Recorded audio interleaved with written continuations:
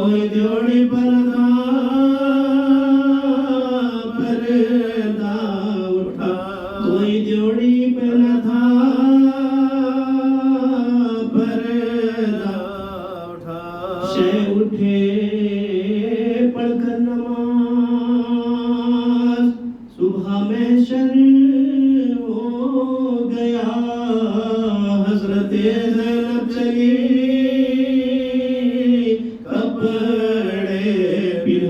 حضرت زینب چلی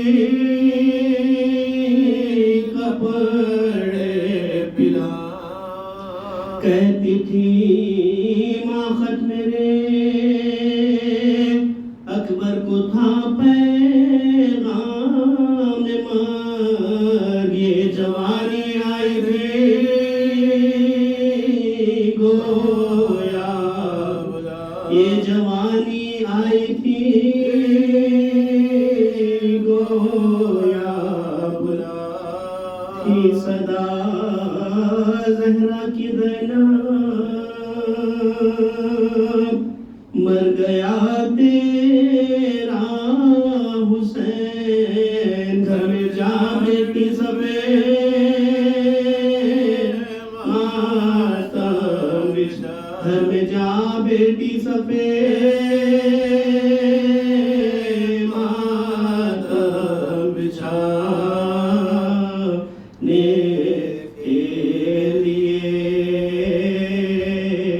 گھر کو چھوڑا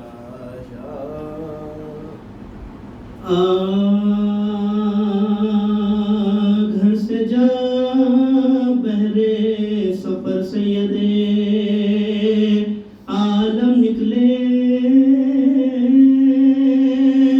سر جھکائے ہوئے بادی گئے پورنم نکلے خوش فرزند کمر بان کے باہم نکلے رو کے فرمایا کہ شہر صاحب رو کے فرمایا کہ شہر صاحب نکلے راہ سے گریے زہرا کی صدا آتی ہے دیکھے قسمت ہمیں کس دشت میں لے جا دیکھے قسمت ہمیں کس دشت میں لے جاتی ہے رخ کیا شہنے سوئے قبر شہنشاہ نام بہر تسلیم چکے متصل باب سلام اذن پڑھ کر جو گئے قبر کے نزدیک امام عرض کی آیا ہے آج آخری رخصت عرض کی آیا ہے آج آخری رخصت کو بلا یہ مکہ ہم سے اب شاہد من چھٹتا ہے آج حضرت کے نواسے سے وطن چھٹ آج حضرت کے نواسے سے وطن چھٹتا ہے چین سے صبح ہے گھروں میں مجھے ملتا نہیں چین سخت آفت میں ہے اب آقا یہ نور العین ٹکڑے دل ہوتا ہے جب روکے حرم کرتے ہیں بین ننھے بچوں کو بھلا لے کے کدھر جائے ننھے بچوں کو بھلا لے کے کدھر جائے شہر میں چین جنگل میں امان ملتی ہے دیکھیے قبر مسافر کو کہاں دیکھیے قبر مسافر کو کہاں ملتی ہے یہ وہ دن ہے کہ پرندے بھی نہیں چھوڑتے گھر مجھ کو درپیش ہے ان روزوں میں آفت کا سفر ہے کہیں نہیں قتل کا سامان، کہیں لٹ جانے کا ڈر، ساتھ ہے بچوں کا ہے بادشاہ جن، ساتھ ہے بچوں کا ہے بادشاہ جن، تنگ جینے سے ہوں پاس اپنے بلا لو نانا، اپنی تربت میں نواز کو چھپا لو، اپنی تربت میں نواز کو چھپا لو، اے میرے گیسوؤں والے، میرے صابر شبیر، میرے بے کس میرے مظلوم مسافر شبیر، نہ رہا کوئی تیرا یاورو ناصر شبیر، ہائے اے گورے غریبا کے مجابے، ہائے اے گورے غریبا کے مجابے،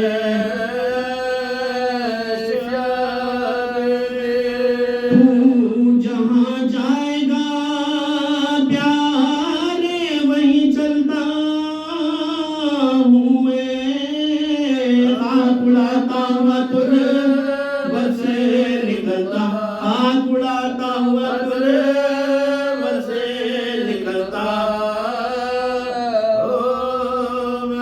یہ بیان کر کے جو تعویذ سے لپٹے سرور،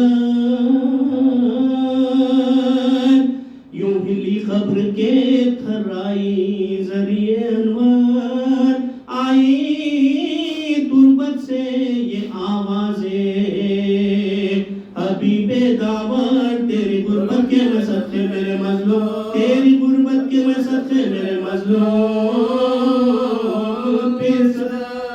کوئی سمجھانا میری گود کا پالا تجھ کو، ہائے آدھان مدینے سے نکالا، ہائے آدھان مدینے سے نکالا، کئی دن سے تیری مادر کو نہیں قبر میں چین،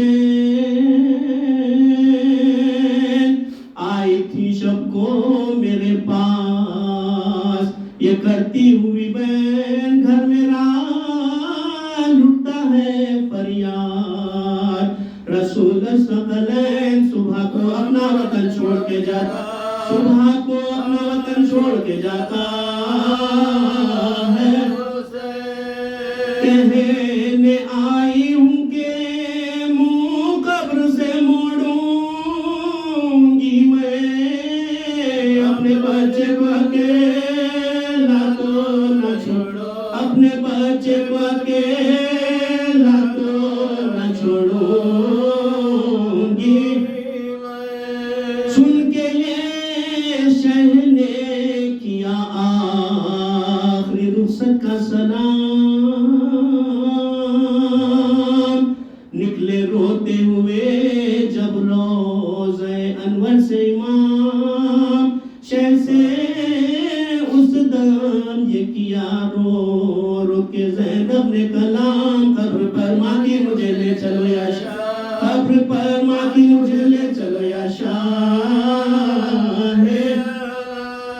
لوگ ہمراہ ہیں میں دل میں کیوں کروں، ماں کی تربت سے پھر ایک بال پٹ، ماں کی تربت سے پھر ایک بال پٹ، ماں کی تربت پہ گئے شام بچشم خوبان، اتری محمل سے بسد آہ فقا زینب زار، دوڑ کر قبر سے لپٹے جو امام ابرار، ہاتھ زہرا کے لات سے نکل آئے، ہاتھ زہرا کے لات سے نکل آئے، آئی آواز نہ رو دل کو قلق ہوتا ہے،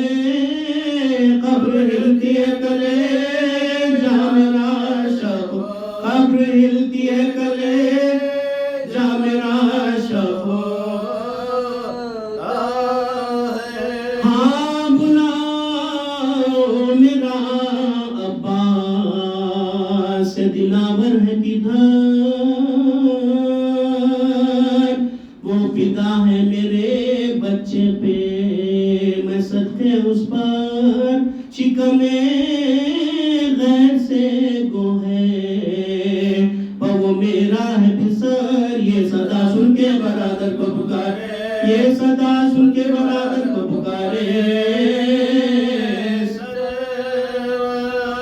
ابھی رہوار کو آگے نہ بڑھاؤ بھائی یاد فرماتی ہے اماں ادھر آؤ یاد فرماتی ہے اماں ادھر آؤ آگے عباس نے سر رکھ دیا پائی نے مزار آئی زہرا کی صدا میں تیری غربت کے نثار اپنے پیاروں کے برابر میں تجھے کرتی ہوں پیار دھیان بھائی کی حفاظت کرے دھیان بھائی کی حفاظت کرے کوئی غربت میں اسے مار نہ ڈالے بیٹا میرا شبیر ہے اب تیرے حوالے میرا شبیر ہے اب تیرے حوالے بیٹا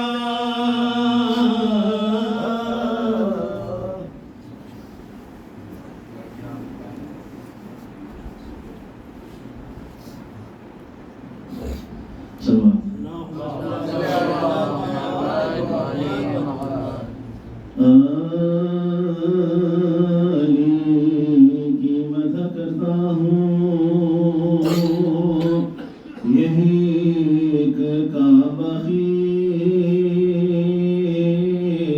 ہے اسی کی وجہ سے دنیا میں میرا نام باقی اسی کی وجہ سے دنیا میں میرا نام باقی علی کے ساتھ علی بھی ساتھ ہے حق خدا کا نام جب تک ہے علی کا نام باقی خدا کا نام جب تک ہے علی کا نام باقی ہزاروں کی گلے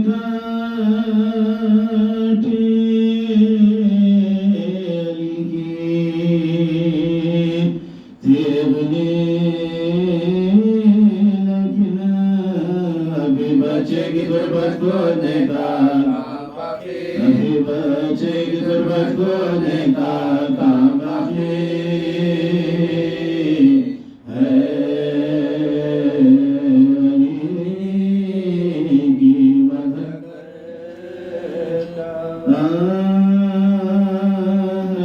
ہمیشہ میں فریادوں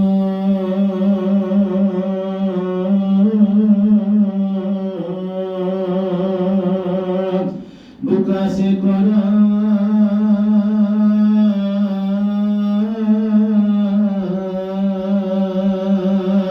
بیویاں یا رخصت محلے کی تمام سب سے ملتی ہے گلی رو کے ہم شیر امام ہاتھ مل گئے ہم سایہ کرتی ہے کلام ہاتھ مل گئے ہم سایہ کرتی ہے کلام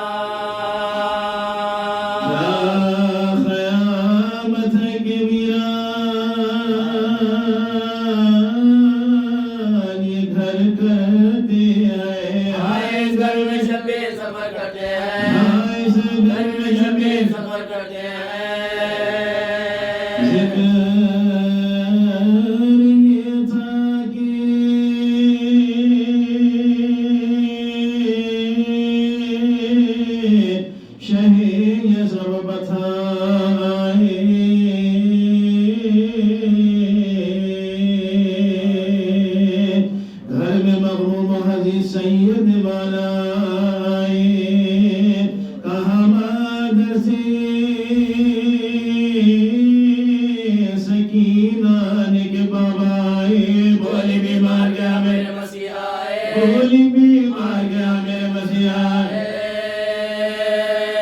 شہری زینب سے کہا خلق بڑھتا ہے آپ صبح رخصت میں دن چڑھتا ہے آپ صبح رخصت میں دن چڑھتا ہے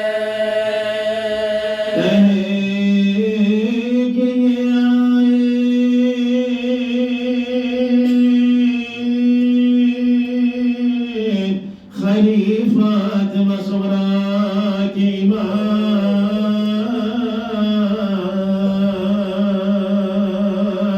کانپتے ہاتھوں سے بیٹی نے کیا اٹھ کے سلام بولے چھاتی سے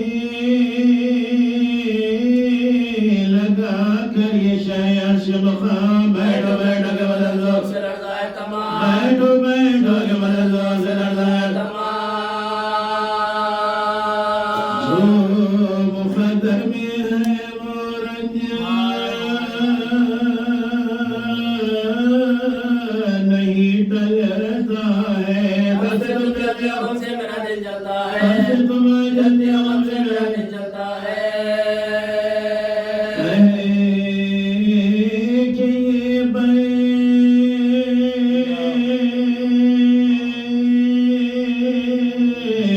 گئے پاس امام دوسرا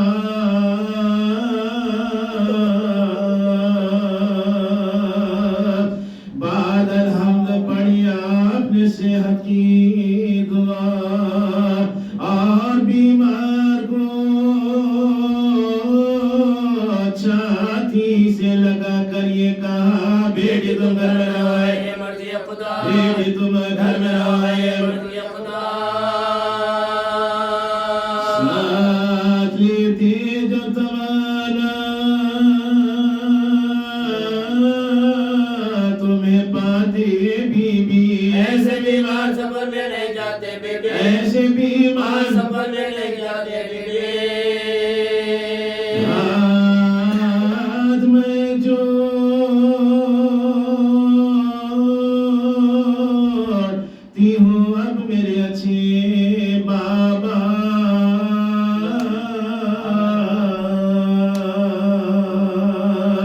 پاؤں پکڑتی ہوں میں مجھ کو نہ چھوڑو تنہا رہ کیجئے میری منت پہ لوٹی ہو فدا میری بیماری کا لگا کرے لگا میری بیماری کا لگا کرے لگا لچھی میں ہولو تو یاسین روانہ بابا یا میں دنیا سے گزر جاؤں تو جانا بابا یا میں دنیا سے گزر جاؤں تو جانا بابا بات صغرا کی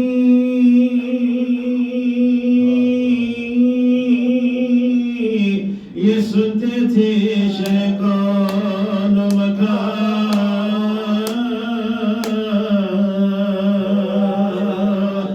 آئے اتنے میں جو ہم شکل رسول دو جہاں دیکھ کر بھائی کو بولی وہ بس اداؤ بغا آ بھیا یہ برد آ بھیا یہ برد آ بھیا یہ برد اپنا کچھ بس نہیں بابا تو ہمیں چھوڑ چلے تم بھی کیا خواہر نشا سے منہ موڑ چلے تم بھی کیا خواہر نشا سے منہ موڑ چلے میرے عاشق میرے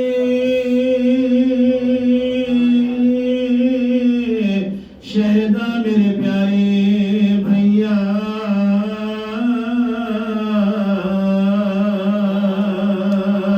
تم باعث خستہ جگر کو کوئی باری بھیا مجھ سے اب چھٹے ہو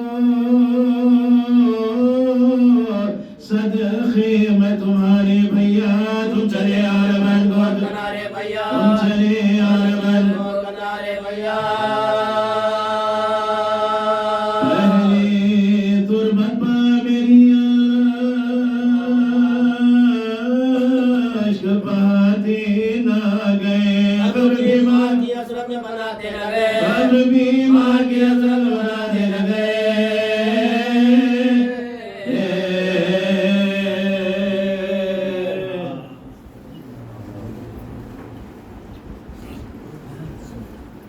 بلند صلوات.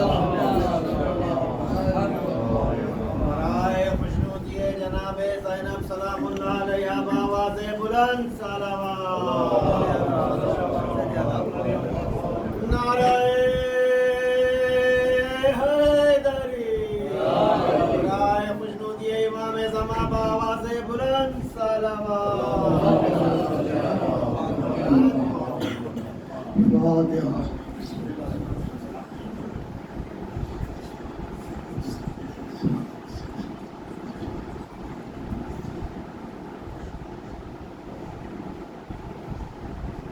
أعوذ بالله السميع العليم من الشيطان اللعين الرجيم.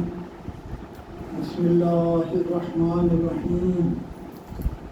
الحمد لله الذي هدانا لهذا وما كنا لنهتدي لولا أن هدانا الله. لقد جاءت رسل ربنا بالحق. والصلاة والسلام على النبي الأمي المكي المدني القرشي الطيب حبيب إله العالمين أشرف الأنبياء والمرسلين أبي القاسم محمد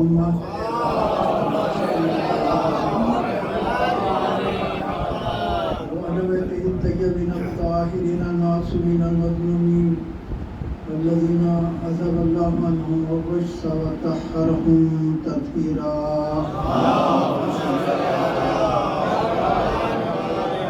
صلاة الله على أعدائهم أجمعين من يومنا هذا إلى يوم الدين. أما بعد فقد قال الله سبحانه وتعالى في القرآن المجيد وقال الحق. بسم الله الرحمن الرحيم. إن الذين آمنوا وعملوا الصالحات أولئك هم خير البرية.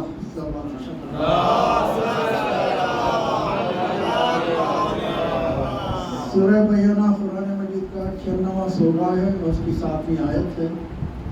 ارشاد ہو رہا ہے کہ وہ لوگ جو ایمان لائے اور جن کے دامن میں عمل صالح ہے وہی سب سے اعلیٰ، سب سے بہتر، سب سے خیر پر.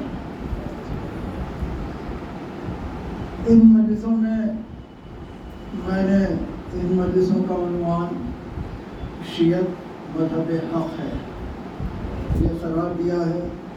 اور اس کا سبب یہ ہے کہ کل ہی اتفاق سے ہم ایک ڈاکٹر کے پاس گئے تھے، میں اور بیٹا، اور وہاں ایک صاحب تشریف لائے تھے اور انہوں نے ہمارے بیٹے سے دعوت دی ایک محفل میں آنے کی. ہمارے بیٹے نے کہا کہ میں شیعہ ہوں. تو وہ کہنے لگے کہ شیعوں کو تو صحیح کرنا. تو ہمارے بیٹے نے کہا پہلے خود کو صحیح کر لیجئے پھر شیعوں کو صحیح کرنا ہے. تو مجھے خیال پیدا ہوا کہ بہتر یہ ہے کہ شیعت مذہب حق ہے. اس پر میں آپ کی خدمت میں کچھ معروضات پیش کروں. یہ آیت قرآن مجید کے سورہ بینہ کی 7ویں آیت ہے. اور چونکہ مجھے ابھی خیال پیدا ہوا کہ ہمارے خلاف جو پروپیگنڈا کیا گیا ہے بنی امیہ کے دور سے، بنی عباس کے دور میں، اور اس کے بعد مسلسل شیعوں کے خلاف آوازیں اٹھائی جاتی ہیں اور اس حد تک ہمارے خلاف مختلف باتیں گڑھی جاتی ہیں جو حق نہیں. مثال کے طور پر شیعوں کے پاس 40 پاروں کا قرآن ہے. ذرا غور فرمائیں کہ ایک قرآن مجید جو عیسیٰ قرآن نے چھوڑا ہے سب کے پاس وہی قرآن ہے، لیکن الزام لگایا جاتا ہے کہ ان کے پاس 40 پارے کا قرآن ہے. اتنا تقریروں میں علماء، تحریروں میں مصنفین وہ اتنا شیعوں کے خلاف لکھتے ہیں کہ اصل میں بات یہ ہے کہ یہ جو بنی امیہ اور بنی عباس کے بادشاہ تھے انہوں نے دیکھا کہ اہل بیت کی فرد اس منزل پر ہیں کہ جس منزل تک ہم پہنچ نہیں سکتے. لہذا انہوں نے کہا کہ بہتر یہ ہے کہ ان کے ماننے والوں کے خلاف ایک تجویز کی جائے. لہذا درخرید علماء سے شیعوں کے خلاف مختلف باتیں گڑھ کے بیان کی جاتی ہیں۔ اور آپ جانتے ہیں کہ عوام کبھی کتابیں پڑھتے نہیں، انہیں وقت بھی نہیں ملتا، وہ صرف اپنے علماء کی باتوں پر بھروسہ کرتے ہیں۔ حالانکہ حقیقت یہ ہے کہ رسالت مآب کا ارشاد ہے کہ میری امت کے 73 فرقے ہوں گے، جن میں 72 ناری ہیں اور 1 ناجی ہے۔ تو سب کو سوچنا چاہیے کہ وہ ناجی فرقہ کون سا ہے، اس لیے کہ جب رسالت مآب ارشاد فرمایا ہے 73 میں صرف 1 ناجی ہے، 72 ناری ہیں، تو ہر مسلمان کو یہ فکر کرنا چاہیے کہ وہ ناجی فرقہ کون سا ہے، تحقیق کرنا چاہیے اور صحیح نتیجے پر پہنچنا چاہیے۔ لیکن مشکل یہ ہے کہ علماء جو کچھ بیان کر دیتے ہیں اندھے ہو کے اس پر یقین کر دیا جاتا ہے، اور یہی سبب ہے کہ مختلف ادوار میں شیعوں کے خلاف جو پروپیگنڈا کیا گیا تو اس منزل تک کیا گیا کہ شیعوں کو کافر کہا گیا، شیعوں کو ہر منزل پر قتل کیا جانے لگا، قید میں ڈالا جانے لگا۔ یہ سارے چیزیں جو ہے شیعوں کے خلاف بنی امیہ کے دور سے چلی آ رہی، اور آج تک بھی دنیا یہ نہیں سمجھ پائی کہ شیعہ ہے۔ حتیٰ کہ ذاکر نائک جیسا مقرر جو مشہور زمانہ ہے وہ کہتا ہے قرآن مجید میں لفظ شیعہ نہیں ہے۔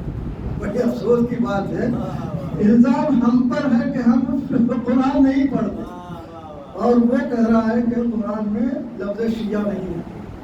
عجیب بات ہے، جبکہ 5 مقامات پر لفظ شیعہ قرآن مجید میں موجود ہے۔ 5 مقامات پر جناب ابراہیم کو پروردگار عالم نے شیعہ کہا ہے۔ تب ذرا اندازہ کیجئے کہ جب جناب ابراہیم علیہ السلام کو شیعہ کہا گیا ہے جو خلیل اللہ ہے، تب اندازہ کیجئے کہ شیعت کس منزل پر ہوگی، کس منزل پر شیعت ہوگی۔ اور حقیقت یہ ہے کہ جابر بن عبداللہ انصاری کہتے ہیں کہ ہم صحبت رسالت مآب میں بیٹھے ہوئے تھے اور اپنے رحمت کا حصہ وصول کر رہے تھے کہ ہم نے دیکھا کہ در مسجد پر آفتاب ولایت نمودار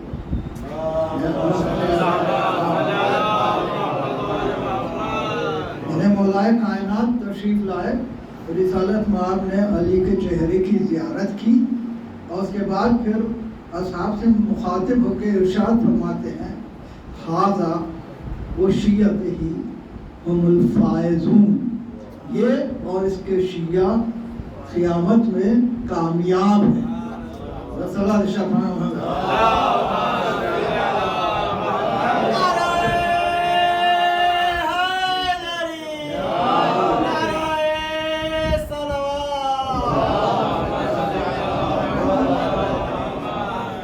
مختلف کتب میں لفظ شیعہ جو لکھا گیا ہے، ارجح المطالب میں، منجد میں، لغات الحدیث میں، مختلف کتابوں میں، ملل والنحل میں شیعہ کی تعریف جو کی گئی ہے، شیعہ وہ فرقہ ہے جو علی اور اہل بیت کا ماننے والا ہے۔ جہاں کہیں لفظ شیعہ آ جاتا ہے لوگ سمجھ جاتے ہیں کہ یہ علی اور اہل بیت کے ماننے والے ہیں۔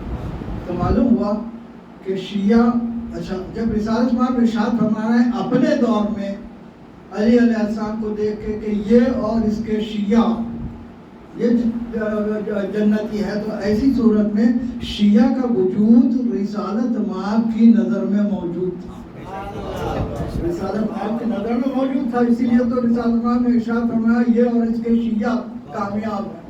تو معلوم اب لوگ جو کہتے ہیں بعد میں شیعہ ہو گئے لوگ، تو یہ بالکل غلط ہے۔ رسالت مآب اسی وقت سے تفریق کر چکے تھے۔ 73 فرقے جو ہوئے ہیں اسلام میں، در حقیقت وہ فرق پیدا کرتے چلے گئے دین میں، اور اسی لیے تفریقہ کہلایا، فرقہ کہلایا، تفریقہ کرنے والی۔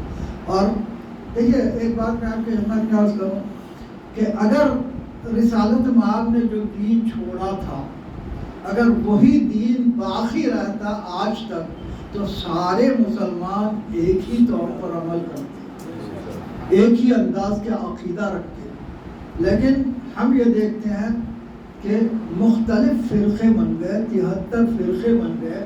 کسی کے پاس نماز میں یہاں ہاتھ باندھ کر یاد کرے، کسی کے پاس یہاں، کسی کے پاس یہاں، کوئی ہاتھ چھوڑ دیتا ہے. اور سوال یہ پیدا ہوتا ہے کہ کون صحیح ہے، صحیح کون ہے؟ اب یہ حقیقت یہ ہے کہ اگر آپ کے ساتھ کوئی اور فرقہ بھی تحقیق میں اس نتیجے پر پہنچا ہے کہ ہاتھ چھوڑ کے پڑھنا چاہیے، تو دو ہو گئے نا فرقے کا مسئلہ تحقیق کرنے والے.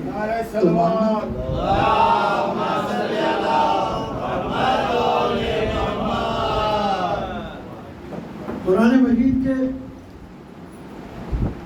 مطالب اگر رسالت مآب نے جو بیان کیے تھے وہ باقی رہتے تو ہرگز 73 فرقے نہ بنتے. معلوم قرآن کے مطالب میں تبدیلیاں کی گئی. رسالت مآب کے کردار میں ہر فرقے کے پاس الگ الگ سیرت نظر آتی ہے. رسالت یہ کیسے ہو گیا؟ رسالت مآب کی شخصیت تو ایک تھی اور کبھی رسالت مآب کے کردار میں فرق پیدا نہیں ہو سکتا، اس لیے کہ یہ تمام انبیاء کے سردار ہیں. معلوم ہے کہ رسالت مآب کے کردار کو توڑا مروڑا گیا. اور اس کے بعد حقیقت یہ ہے کہ اسلام میں جو تبدیلیاں کی گئی وہ تبدیلیاں اس لیے کی گئی کہ لوگوں نے یہ دیکھا کہ اہل بیت جس راستے پر چل رہے ہیں اگر ہم بھی اسی راستے پر چلے تو لوگ کہیں گے کہ پھر اہل بیت کو چھوڑنے کی ضرورت کیا تھی. اور وہ جب دیکھ رہے تھے کہ اہل بیت کی منزل پہ ہم پہنچ نہیں سکتے تو اب انہوں نے شیعوں کے خلاف مختلف باتیں شروع کر دی. حقیقت یہ ہے کہ شیعہ اس ہستی کے ماننے والے ہیں جس کے متعلق رسالت مآب نے ارشاد فرمایا کہ اگر ساری کائنات ایک راستے پر جا رہی ہو اور علی ایک راستے پر جا رہے ہو تو تم علی کے پیچھے جانا، دوسروں کو تمام کو چھوڑ دینا، اس لیے کہ علی کبھی تمہیں بہکنے نہیں دے.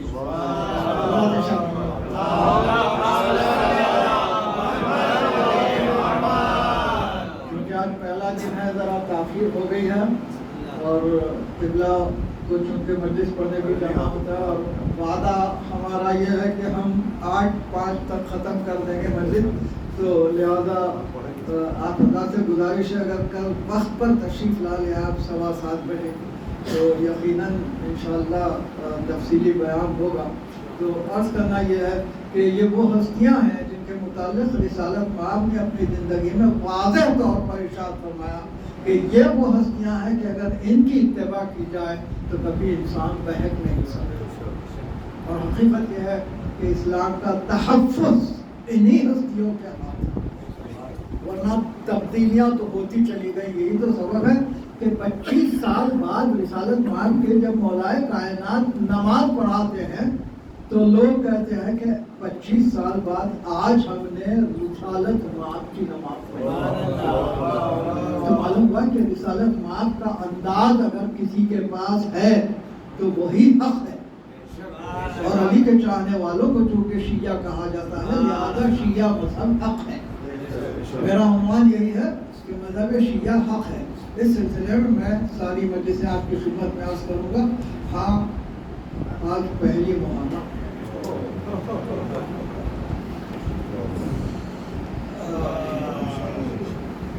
امام جعفر صادق علیہ السلام کے دور میں لوگ کہتے تھے کہ ہم کو چاند ہوا یا نہیں اس طرح معلوم ہوتا تھا، ہم چاند دیکھتے نہیں.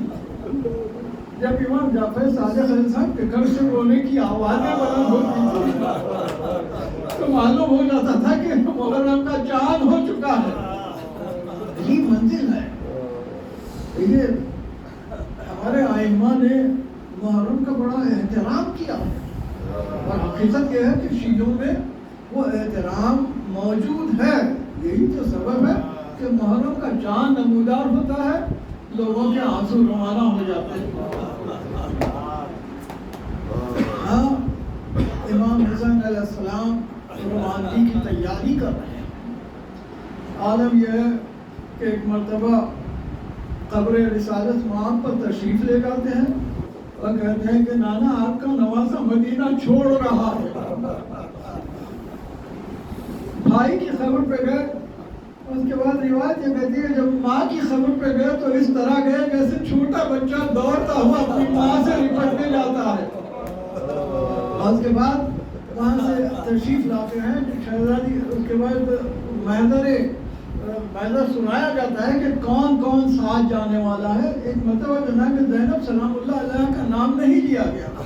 ایک مرتبہ شہزادی نے ارشاد فرمایا بھیا میں آپ کے ساتھ نہیں چلوں گی. تو ارشاد فرمایا بہن جاؤ اور اپنے شوہر سے پہلے اجازت لے لو. دیکھیے یہ تحفظ شریعت ہے. امام ہے جو تحفظ شریعت کرتا ہے. ایک مرتبہ شہزادی تشریف لے جاتی ہے جناب عبداللہ ابن جعفر طیار کے پاس. میں وہ انداز بیان نہیں کر سکتا کہ شہزادی نے کس طرح اجازت لی, اجازت ملی. شہزادی یہاں تشریف لاتی ہے اور اس کے بعد تیاری شروع ہوئی. بیویاں تیار ہونے لگی لیکن ہاں جناب فاطمہ زہرا کو ساتھ لے جانا نہیں چاہتے تھے. جب پوچھا گیا کہ کیوں تو کہا کہ تم بیمار ہو.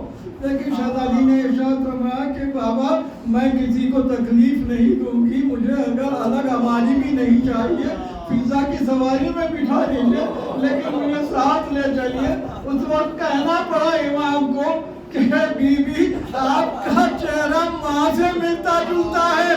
میں نہیں چاہتا کہ ماں کا چہرہ بازاروں میں پھرایا جائے. عجیب منزل ہے.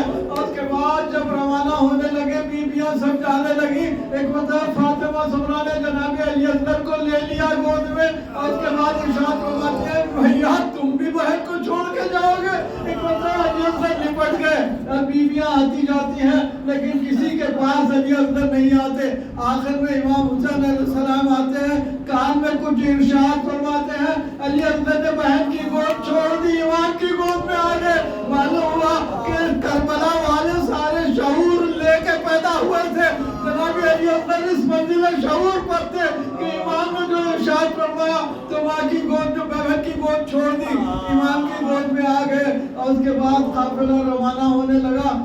کچھ دور گئے تھے کہ ایک مرتبہ قافلے کو روکا گیا. کہا ام البنین آ رہی ہے. میں آ کے ارشاد فرماتے ہیں میں اپنے بیٹے کو ذرا لے جانا چاہتی ہوں. ارشاد فرمایا آپ کا بیٹا ہے لے جائیے. جناب عباس کو لیے ہوئے تشریف لاتی ہیں قبر رسول پر.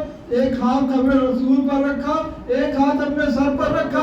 ارشاد فرماتی ہے بیٹا یہ کیا ہے؟ کہا یہ قبر رسول یہ بھی محترم, یہ ماں کا سر یہ بھی محترم. کہا ان دونوں کی ختم کھا جب تک یہ ہاتھ باقی ہے. حسین پر آنچ رہا ہے, زینب کی چادر برقرار رہے. وعدہ کیا جناب عباس نے. روانگی سے پہلے شہزادی نے بھی بلایا تھا جناب عباس کو. قبر کے پائے آ کے بیٹھ گئے تھے. آواز آئی تھی بیٹا عباس میرا حسین تیرے حوالے ہے. معلوم ہے سب کو بڑی آس تھی جناب عباس پر. اور حقیقت یہ ہے کہ ہاتھ کٹنے تک جناب حسین پر کوئی آنچ نہیں آئی تھی. قافلہ روانہ ہوا, مکہ پہنچے اور مکہ سے پھر روانہ ہوئے. حج کو عمرے سے بدل کے روانہ ہو رہے ہیں. کیا کیا قربانیاں دے رہے ہیں امام. حج کو چھوڑ دیا. ایک مرتبہ روانہ ہو گئے اس لیے کہ لوگ خنجر لیے ہوئے آئے تھے کہ وہیں قتل کر دے. حرمت کعبہ کا خیال ہمارے امام کو رہا اس لیے کعبے کو چھوڑا. روانہ ہوئے. راستے میں ایک منزل پر سلام آیا, جواب سلام دیا. شہزادی نے پوچھا بھیا کس کے سلام کا جواب دیا؟ کہا دیکھنا چاہتی ہو. ایک مرتبہ دو انگلیوں کو بلند کیا. شہزادی نے کیا دیکھا کہ جناب مسلم سلام کر رہے ہیں. جناب عباس نے بھی دیکھا. جناب عباس کہتے ہیں مولا جس معجزے سے آپ نے یہ دکھایا ہے مجھے وہاں پہنچا دیجئے. کہا کیا کرو گے؟ کہا میں سے بے دامن پھیلا کے ان کے لاش کو لے لوں گا. کہا ذرا نیچے کی طرف نظر کرو. اب جو دیکھا تو نیچے ایک شہزادی برقع پوش اپنا دامن پھیلائے ہوئے.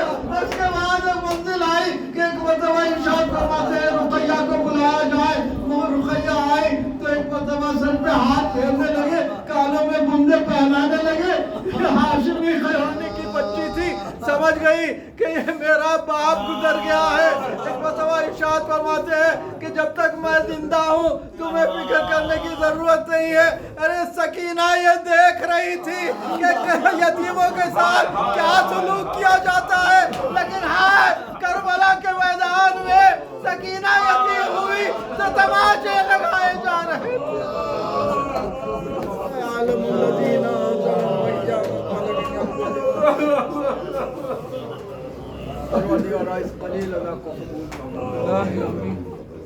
حاضرین مجلس کو اپنے حفظ و امان میں رکھ، جو پریشان ان کی پریشانیوں کو دور فرما، جو مشتاق ہے جو زیارات ہیں انہیں مشرف فرما، ہمارے بچوں کو تعلیم کے زیور سے آراستہ فرما، ہمیں اس قابل بنا کہ ہم مستطیمان زمانہ کر سکیں، وقت ظہور موجود نہ ہوں، ناصرین میں شمار فرما، تاجیل فرما، ظہور ایمان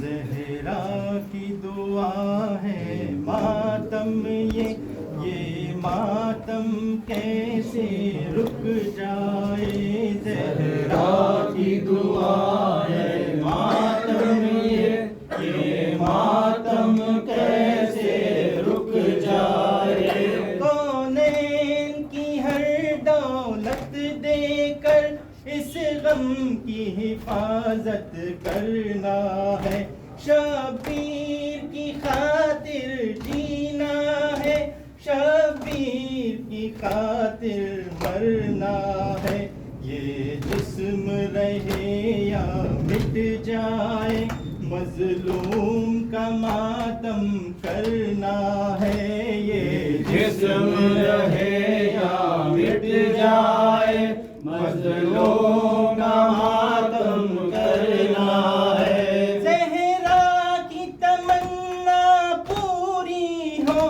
یہ جان رہے یا لٹ جائے، زہرا کی دعا ہے ماتم یہ ماتم کیسے رک جائے، اس پرچم کی عظمت کے لیے عباس نے بازو دے ڈالے، اس پرچم کی عزت کے لیے غازی نے سہے دل پر بھالے، اس پرچم کے مشکیزے سے لپٹے ہیں سکینہ کے نالے، اس پرچم کے مشکیزے سے لپٹے ہیں سکینہ کے نالے، عباس علی کا پرچم ہے یہ پرچم کیسے جھک جائے، زہرا کی دعا ہے ماتم یہ ماتم کیسے رک جائے، جب تک یہ سکت اس جسم میں ہے حق اپنا ادا کر دینا ہے، قسمت جو سعادت دے ہم کو یہ جان فدا کر دینا ہے، یا اشک سے یا خون دل سے اس دامن کو بھر دینا ہے، یا اشک سے یا خون دل سے اس دامن کو بھر دینا ہے، آئی ہے یہاں ایک شہزادی امید کا دامن پھیلائے، زہرا کی دعا ہے ماتم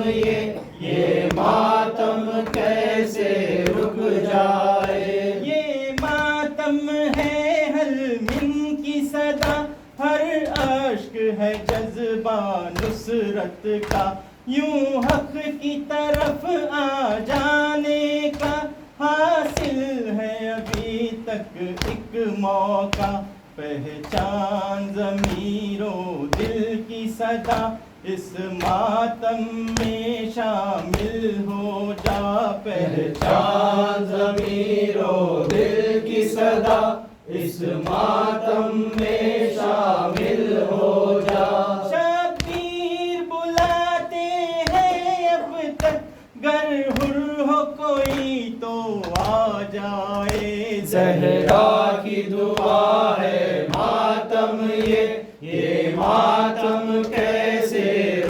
جائے زہرا کی دعا ہے ماتم یہ ماتم کیسے رک جائے حسین حسین حسین یا علی عباس عباس حسین حسین صلی اللہ علیہ یا ابا عبداللہ سلام علیکم ابن رسول اللہ سلام علیکم سارے شہداء کربلا خصوصاً سیدی و مولا یا ابوالفضل العباس ابن امیر المومنین السلام علیکم ورحمۃ اللہ وبرکاتہ سلام علیکم غریب الغرباء سلام علیکم یا معین الضعفاء والفقراء سلام علیکم یا سلطان یا ابو الحسن یا علی ابن موسی حفظہ السلام علیکم ورحمۃ اللہ وبرکاتہ صلی اللہ علیہ یا مولا یا صاحب العصر والزمان سلام علیکم یا شریک القرآن سلام علیکم یا امام الانس والجان اجل اللہ تعالی فرجک وسال اللہ تعالی مخرجک وظہورک السلام علیکم ورحمۃ اللہ وبرکاتہ.